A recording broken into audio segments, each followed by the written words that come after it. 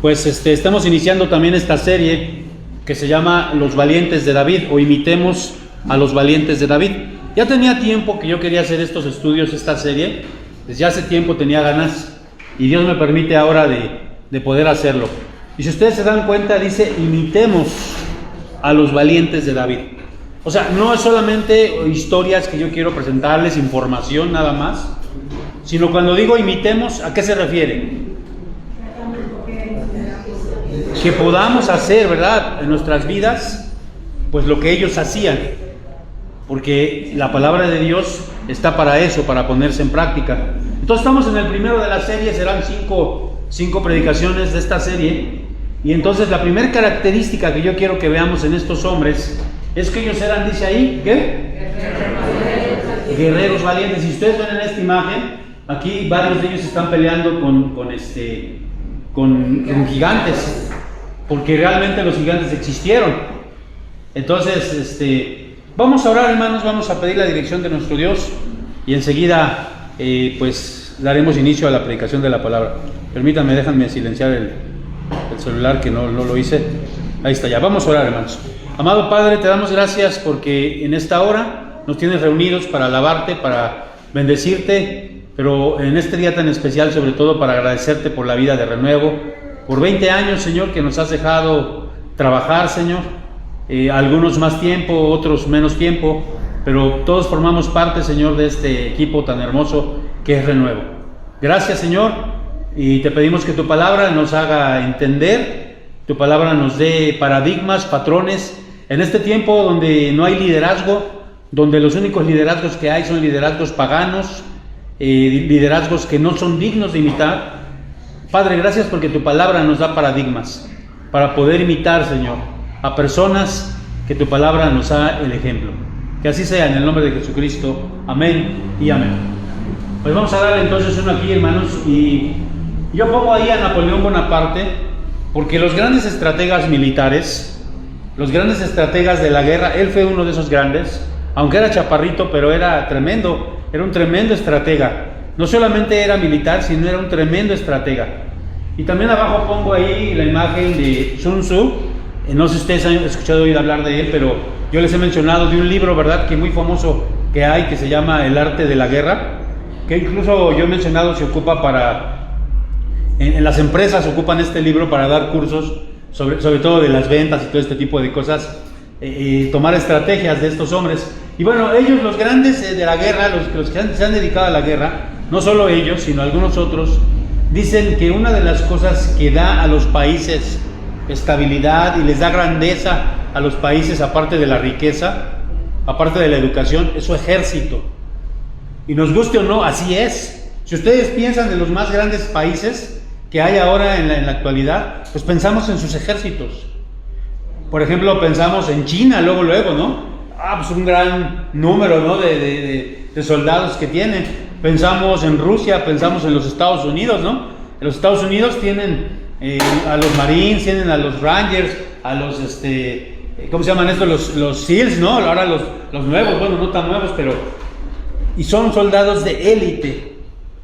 Y gracias a sus ejércitos, pues son grandes países. Hace poquito, ¿no? El 20 de noviembre vimos nosotros, bueno, no, el 16, perdón, sí, el más cercano, ¿verdad? Vimos el desfile y realmente, pues sí, nos da gusto verlo, ¿no? Y vemos ahí lo que tiene México, pero realmente México no es un país de guerra, no es un país que tenga un ejército realmente fuerte. Pero hay países que sí, y eso los hace poderosos. Y esto, hermanos, no solamente es en esta época, sino en la misma Biblia nos lo dice. Miren cómo dice este versículo, 1 de Crónicas 11:10. Ayúdenme. Estos son los principales de los valientes que David tuvo y los que temblaron en su reino con todo Israel para hacer guerreros sobre Israel conforme a la palabra de Jehová. ¿Quién le ayudó a David a llegar al trono? ¿Quién le ayudó a David a ganar todas esas victorias y poderse consolidar como uno de los reyes más grandes de la época antigua? Su ejército. Aquí solamente se menciona a los grandes valientes, pero David tenía un ejército muy grande, muy poderoso. Y entre ellos estaban estos 30 valientes. Entonces, yo quiero que veamos, hermanos, vamos a ver uno más y quiero que veamos hoy algunas características de estos héroes guerreros de David. Y que esas características de estos hombres las tomemos para nuestra vida. Porque de alguna manera nosotros también somos guerreros, somos soldados. Ahorita lo vamos a ver. Así que vamos a darle uno más. Y vamos a ver entonces aquí, hermanos, cuál es la primera característica en este sermón de que eran valientes, eran guerreros valientes. ¿Cuál es la primera característica?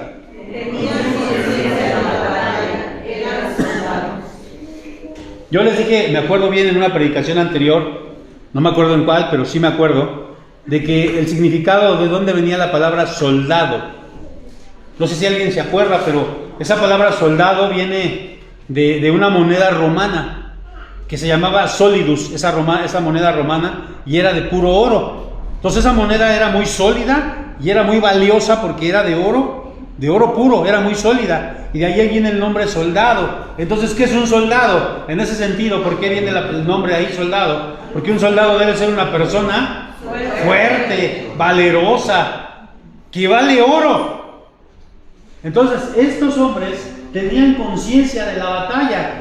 Miren lo que dice aquí, segundo libro de Samuel 23:8, que leímos ahorita, pero aquí está la versión internacional. Ayúdenme a leerlo, como dice la versión internacional, por favor. Estos son los nombres de los soldados más valientes de David: José, Asahel, el Carmelita, que era el principal de los tres más famosos en una batalla con una lanza a 800 hombres. Entonces nos dice ahí, la versión 60 dice, creo que dice valientes, ¿no? De David. Pero aquí nos dice ¿qué? Los soldados. Esta versión nos dice que eran sus soldados, esos hombres valerosos, esos hombres fuertes. Y miren, hermanos, lo que dice el apóstol Pablo en el Nuevo Testamento, lo que le dice a los corintios y que nos dice hoy también a nosotros. Ayúdenme a leer cómo dice acá la palabra de Dios. Porque las armas de nuestra milicia no son carnales. Hasta ahí nomás. Ahorita lo vamos a leer todo, pero hasta ahí nada más. Fíjense lo que el apóstol Pablo le está diciendo a los corintios. Las armas, ¿de qué? Entonces, ¿qué está diciendo ahí? Que el cristianismo es una ¿qué? Es una milicia. Nosotros somos soldados, nosotros somos militares. De ahí que se dice, hermanos, en teología y en nuestros manuales de símbolos doctrinales, se dice que nosotros somos la iglesia militante. Los que ya están en la presencia del Señor, se dice de ellos que son la iglesia triunfante. Ellos ya triunfaron, pero nosotros seguimos siendo la iglesia ¿qué? Militante. Porque somos soldados militares. Ahora sí, vamos a seguir adelante porque dice, las armas de nuestra milicia, ¿no qué? Sino poderosas en Dios para la destrucción de fortalezas. O sea, hay una guerra espiritual, hermanos. Y no quiero, miren, a mí me gusta mucho vestirme, me gusta mucho la ropa verde, me gusta mucho la ropa camuflajeada, me gusta la ropa militar. Pero me gusta porque me gusta, ya ando en mi casa, a veces tengo algunas cosas y me las pongo y ando así en mi casa. Pero hace poco, cuando se dio aquí y no me estoy burlando, hermanos, pero sí quiero hacer referencia, que se dio aquí pues no sé cómo se llamó aquella actividad que hubo, que vinieron varias iglesias, ahí estuvieron en el atrio de la iglesia católica, hicieron una actividad muy grande, que vinieron diferentes iglesias. A mí me invitaron a la iglesia consideró que no era prudente, y yo creo también que no fue prudente que participáramos, pero hagan de cuenta que yo ya no me pude zafar, porque me dijeron, no pastor, pues si no va a su iglesia usted venga y haga una oración. Y bueno, fue lo único que hice, y por eso pude estar ahí. Y me acuerdo, hermanos, no me estoy burlando, pero así, claramente, porque hay una idea errónea de lo que es una batalla, y había muchos hermanos que venían de otras iglesias, no sé, yo creo que de corte pentecostés, carismático, no sé, y estaban vestidos de soldados, estaban vestidos como si fueran, pues sí, soldados, camuflajeados, y había varios, y entonces ellos estaban así como si hicieran una guerra espiritual, ¿no? Pero ¿qué dice aquí? ¿Las armas de qué? No son carnales. Entonces, hermano, tú no vas a poder resolver tus problemas. Por ejemplo, si tienes problemas matrimoniales, no le vas a poder resolver gritándole más a tu esposa o gritándole más a tu esposo, porque las armas no son carnales. A veces en el matrimonio pensamos, pues yo le voy a ganar porque yo le voy a gritar más fuerte o la voy a ofender más fuerte. porque yo soy más poderoso, mis armas son más poderosas. O yo tengo más dinero y con dinero voy a arreglar las situaciones. O yo tengo un mejor médico. No, hermano, las armas de nuestra milicia no son carnales. Aquí dice que son ¿qué? Sino poderosas en Dios para la ¿qué? Entonces, ¿cómo? Porque la batalla es espiritual, hermanos. Entonces, ¿cuáles son mis armas? Dice poderosas en Dios. ¿Cuáles serán esas armas poderosas en Dios? Yo he hablado con ustedes hasta el cansancio de eso. La oración, la lectura de la palabra. Un cristiano que está fortalecido en esas partes es un buen soldado. Tiene conciencia de que es una batalla espiritual y que la guerra no la va a poder ganar si no es por medio de ¿qué?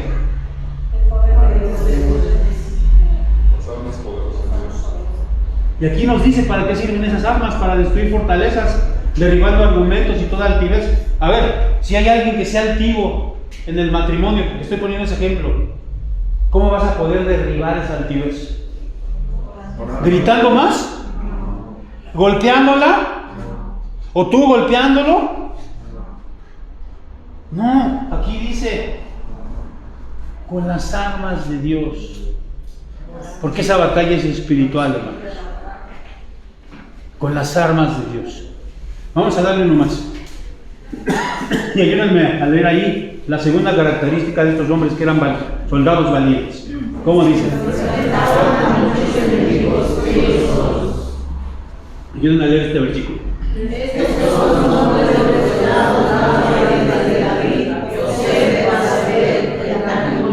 A ver, tantito ahí, porque a veces nos espantan los nombres, ¿no? Pero a veces hay que entenderle tantito. Dice, se llamaba Basebet, y el Tacmonita era el lugar de donde él era. O sea, su nombre era un nombre rarito, ¿no? Es como si nosotros allá en Estados Unidos les decimos, no, pues yo me llamo Pancho López, pues se les va a sonar así como que raro, ¿no? Pero bueno, ahora sí, entonces este soldado, así se llamaba, que era el principal de los tres más famosos. En una batalla mató con su lanza a 800 hombres. Y ahí empieza ay, ¿a poco así? La Biblia son puras papas. ¿Cómo un hombre va a matar a 800 personas él solo? Pero ¿qué tal le creemos a las películas de Rambo, no? Si la Biblia lo dice, hermanos, es porque fue verdad.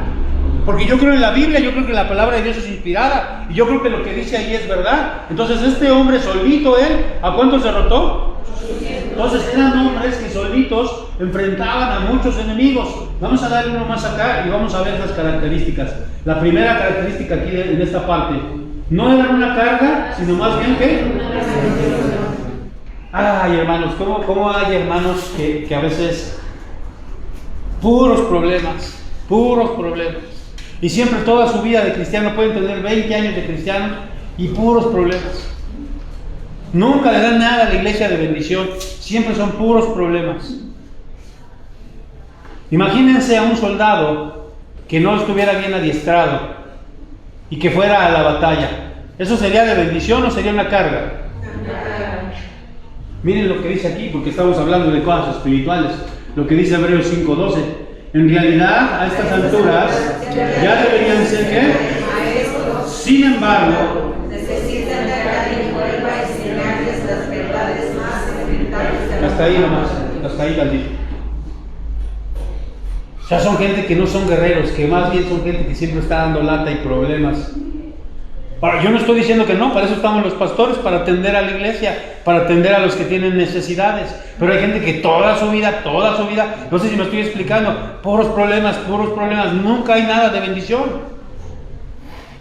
Nunca le dan nada a la iglesia ni al Señor, puros problemas. Y en lugar de que ya deberían ser maestros, dice, ya deberían ser maestros. Y luego fíjense aquí, dice, dicho de otro modo, o sea, el Señor reitera aquí, ¿verdad? Dicho de otro modo, ¿necesitan qué? Leche. ¿Qué significa la palabra soldado? ¿De dónde viene? Sólido, fuerte, que necesita realmente un alimento que lo nutre, ¿me explico? No es algo, ay, yo necesito lechita todavía, 20 años en la iglesia y todavía estoy necesitando que me repitan lo mismo. No, estos hombres eran soldados, ellos solitos derrotaban. Vamos a darle uno más. Miren, vamos a ver aquí, allí varias de sus características, hasta arriba. ¿Cuál era su característica?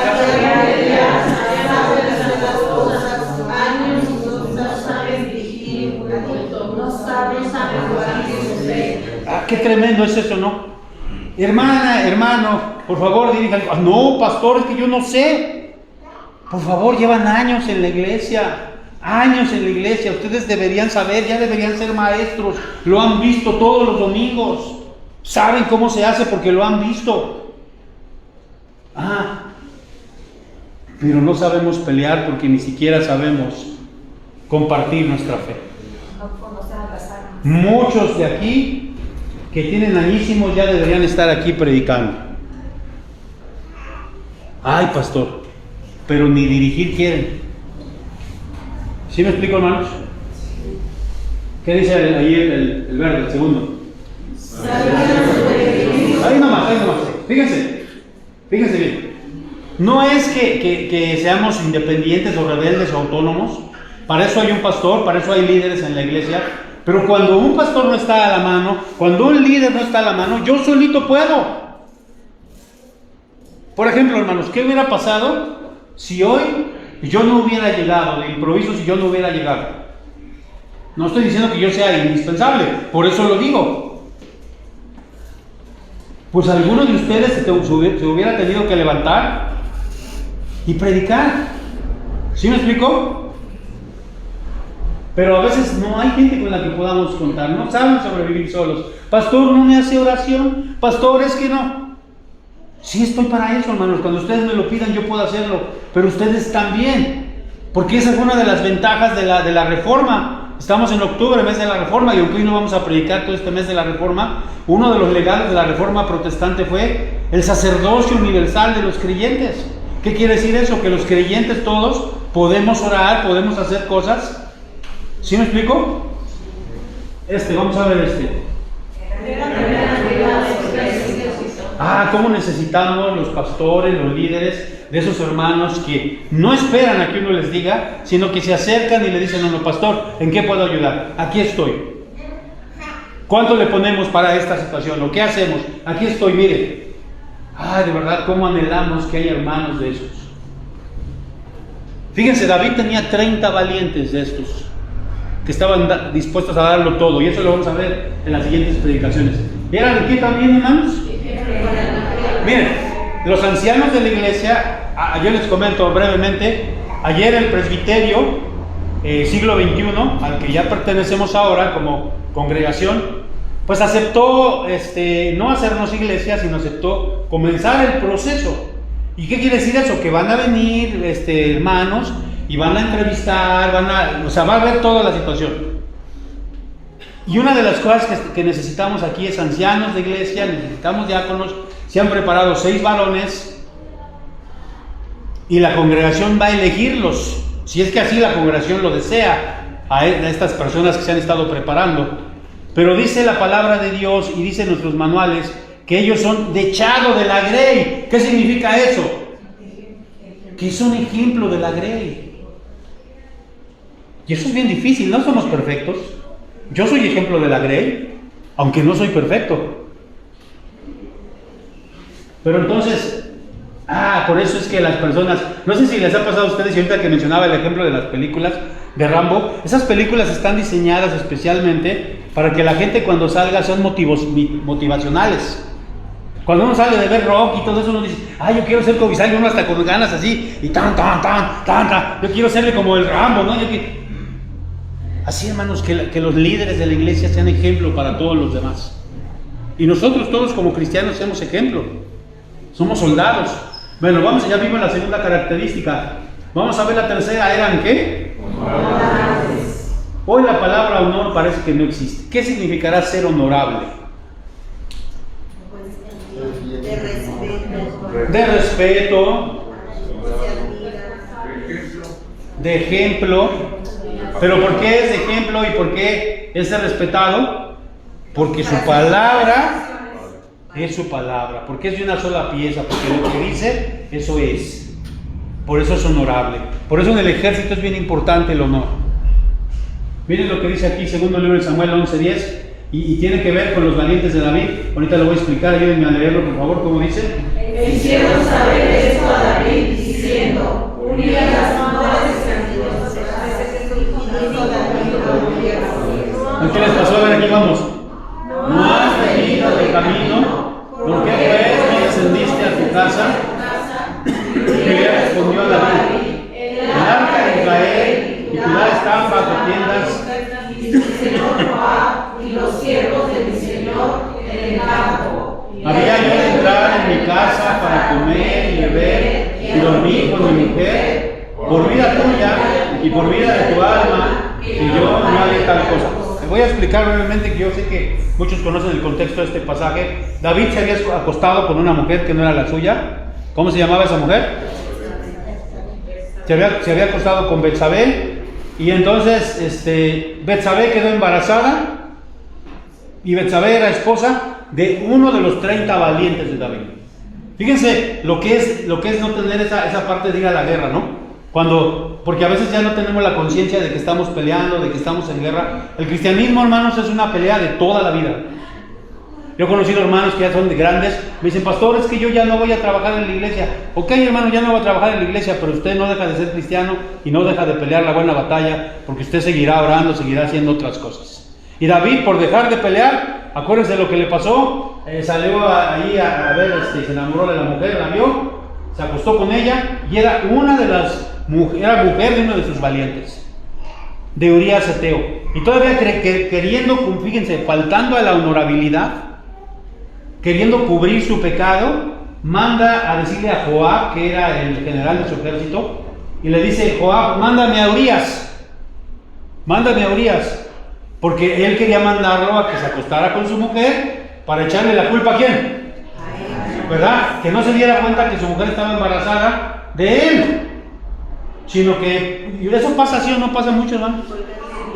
Esta hasta podría ser título de un programa de esos que salen, ¿no? De los talk shows que salen ahí, ¿no? Pero fíjense la honorabilidad de Urías Eteo.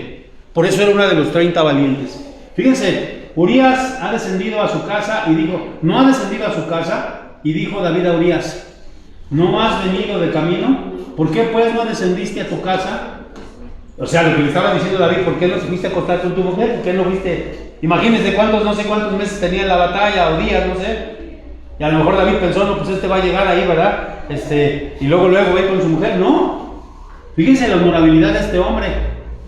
Y Urías respondió a David: el arca de Israel y Judá están bajo tiendas, porque estaban en la guerra. Se llevaban el arca del pacto a la guerra para que los acompañara, y las ponían bajo tiendas. Y dice: y mi señor Joab y los siervos de mi señor en el campo, ¿había yo de entrar en mi casa para comer y beber y dormir con mi mujer? ¡Qué honor, hermanos! ¡Qué honorabilidad de guerrero! Vamos a ver uno más aquí, vamos a ver qué tiene que ver con nosotros esto. Miren, hermanos, honor es ser de una sola pieza, cumplir mi deber aunque me genere pérdidas. Su palabra vale, lo que doy se lo cumplirá. ¿Cuántos hermanos que dicen: no, pues yo voy a hacer esto, voy a querer hacer aquello, y nunca lo hacen? No cumplen su palabra, no son gente de honor. Yo perfectamente sé con quiénes puedo confiar y con quiénes no puedo confiar. Así de triste es la situación. Deberíamos poder confiar con todos o en todos, pero yo sé, hermanos, a quién sí se le puede confiar algo y a quién no. Porque yo sé que hay personas, hay hombres y mujeres que si tú les dices: haz esto, lo van a hacer. Pero hay gente que no, que aunque le digas y te digan que sí, no lo hacen. Se puede confiar en ellos, hermanos. Eso es un hombre honorable, una mujer honorable, se puede confiar en ellos. Fíjense esta parte, no lo lean, lo voy a explicar. Un centinela, ¿qué era un centinela? ¿Saben ustedes qué era un centinela? Uno que vigilaba. ¿Qué vigilaba? En el ejército, hermanos, sobre todo en aquellas épocas, pues había uno que se tenía que quedar como centinela, como vigía, mientras los otros que dormían y descansaban. Entonces la vida de todo su ejército estaba en ¿qué? Si él se dormía, si él no cumplía, podía llegar el enemigo y matar a todos ahí dormidos. Entonces, un centinela tenía que ser una persona de confianza, alguien de fiar, a quien le voy a depositar lo más importante. Por eso, hermanos, es bien tremendo. Yo no le suelto el púlpito a cualquier persona, porque sé que esto es bien importante. ¿Sí? ¿Sí me explico? Entonces tenemos que ser dignos de confianza. Jóvenes, sobre todo ustedes también, tienen que ser dignos de confianza. Sí, lava los platos, ahí lava. 2 días y los platos siguen ahí. Bueno, si se pudiera, ¿verdad? Porque viene papá o mamá y lo lavan. Vamos a darle uno más. Como hoy el culto es un poquito más extenso, tenemos Santa Cena, vamos a concluir. Esta primera característica nos hace ver que como cristianos somos ¿qué? Soldados del Señor. Te guste o no te guste, hermano, tú eres un soldado del Señor. La guerra es espiritual. Fíjate lo que dice 2 Timoteo 2, del 3 al 4, y con esa una breve explicación de esos versículos vamos a terminar. Tú pues, sufre penalidades como buen soldado. Fíjate cómo le está diciendo Pablo a Timoteo. Pablo le está diciendo a Timoteo, pero hoy esas epístolas son para todos los cristianos. A Timoteo ya no está, pero la Biblia sigue ahí. Entonces dice, pues, tú pues, Anita, tú pues, Arlene, tú pues, Elías, tú pues, Jorge, tú pues, Armando, ¿sufre qué? Penalidades como buen soldado de Jesucristo. Ninguno que milita se enreda en los negocios de la vida a fin de agradar a aquel que lo tomó por soldado. ¿Quién te tomó por soldado? Él fue el que te llamó. Dos cosas aquí. Debemos sufrir y vamos a sufrir. Eso es de ley, hermanos. Ayer vino un hermano que nos presentó aquí en la reunión de presbiterio, vino en un ministerio que está trabajando con la iglesia perseguida. Y él nos decía bien clarito, hermanos, nosotros creemos en todas las promesas del Señor. Y también es una promesa del Señor que sufriríamos. Vamos a sufrir, hermanos. Eso no nos gusta a nadie. Y ya vi así caritas medio, híjole, también que iba el pastor, ya la regó, ¿verdad? Y a veces tenemos que sufrir ciertas cosas. Pero a veces venimos con nuestra mentalidad de jarrito de Tlaquepaque, que por ahí tengo una serie que voy a hacer también de jarritos de Guadalajara. Voy a hacer una serie también. Sentidos de cualquier cosa. Es que no me habló el pastor, es que no me saludaron, es que no esto, es que no lo otro. ¿Y tú, mi hermano? Si no estás dispuesto ni siquiera a sufrir eso.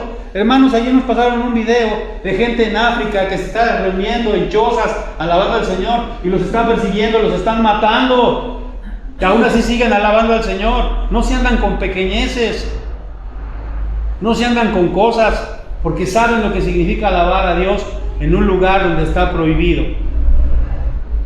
Mi hermano, no seas jarrito de Guadalajara, sé fuerte, sé un soldado, colabora. Miren, le voy a decir esto, ahorita vamos a tener una actividad de comida. A mí luego hasta me da miedo ya cuando hay actividades de comida en las iglesias, porque segurito que hay pleito, o que se pelea una hermana, o sea, hermanos, somos soldados, somos fuertes, no seamos inmaduros. Miren, les voy a decir lo que ya les he contado, esto que pasó en una iglesia donde pastoreaba. En una comida, esa vez ni siquiera una comida de aniversario, era una comida normal. Terminando los domingos nos quedamos a comer, y éramos varios, nos quedamos como unas 30 personas a comer. Hicieron un guisadito como de espinazo, y entonces, de veras, hermanos, cómo me dio tristeza unas hermanas que se estaban peleando porque una se sirvió un hueso más grande que la otra. Qué tremendo, ¿no? Porque no queremos sufrir nada. Yo les digo, primero los invitados, hermanos, y yo les digo, yo veo, ¿no? Hay comida y se alcanza, qué bueno. Pero hay gente que dice, venga, no es tu reino, no se preocupa si alcanza. Hermanos, hay que sufrir, hay que darnos cuenta. ¿Sí me estoy explicando, hermanos? Es disciplinado, no anda en la mundanalidad. Dice ahí, ninguno que milita se enreda en los negocios de la vida. ¿Por qué uno solo podía matar a 800 o a 300? Estaba bien disciplinado, estaba bien ejercitado. Entonces, hermanos, Esa es la primera característica de los valientes de David. Eran guerreros valientes, eran soldados. Pero no como una hermana decía, soldaditos de chocolate. No, sólidos. Yo espero, hermano, que esta predicación te ayude para que tú te hagas más sólido en tu fe, para que seas más maduro. Que así sea. Vamos a orar. Padre, yo quiero rogarte que bendigas esta predicación, que nos bendigas a todos, que nos ayudes a madurar, a ser fuertes, sólidos, a no ser blandengues, a no ser jarritos de Guadalajara. Que así sea.